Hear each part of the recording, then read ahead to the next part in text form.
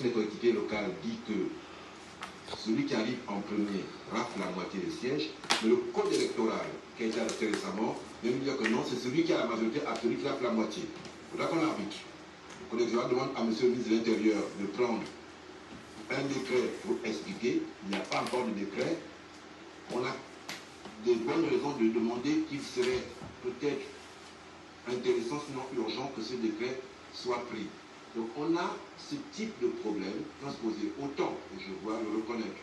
Je me félicite de ce qu'on ait exclu les partis politiques de l'organisation des élections. Moi, je l'ai demandé pendant des années, on l'a enfin obtenu, et je pense qu'une des bonnes choses dans ces élections, c'est que au moins les partis politiques sont compétiteurs, ils ne sont plus organisateurs, parce que c'était un peu le vice. Alors là, tous les partis existaient parce qu'ils veulent le faire bien, là au moins, il n'y a plus de faire bien pour dire que je suis commissaire. On a des élections qui soient un coup, cher ami. Donc, je vais parler de temps pour vous dire, enfin, c'est fait. Mais, au niveau du ministère de l'Intérieur, il faut que dans la gouvernance des collectivités locales, on règle quelque chose.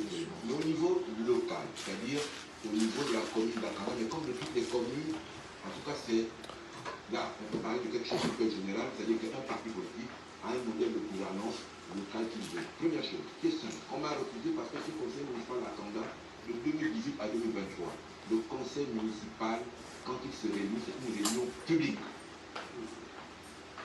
Mais, à Akanda, comme ailleurs, ceux qui avaient la majorité, ils ont toujours dit, oui, mais la loi dit que le conseil peut voter que c'est à huis clos, votons. Et donc, tous les conseils au Gabon se sont déroulés à huis clos. C'est pour ça que nos compatriotes n'ont jamais su ce qui s'y passait. Et donc vous voulez qu'on mette en chez elles et vous les rendre publics? Voilà, je vais appliquer la loi pour les rendre publics. Première chose. Deuxième chose, parce qu'au fond, c'est une question de bon sens. La redevabilité. On doit rendre compte de ce que nous faisons à nos compatriotes. Les documents, les rapports de la collectivité locale, que ce soit les rapports financiers ou des rapports administratifs, doivent être public. Merci beaucoup, M. Robert. Monsieur Olivier, si vous administrez les collectivités locales,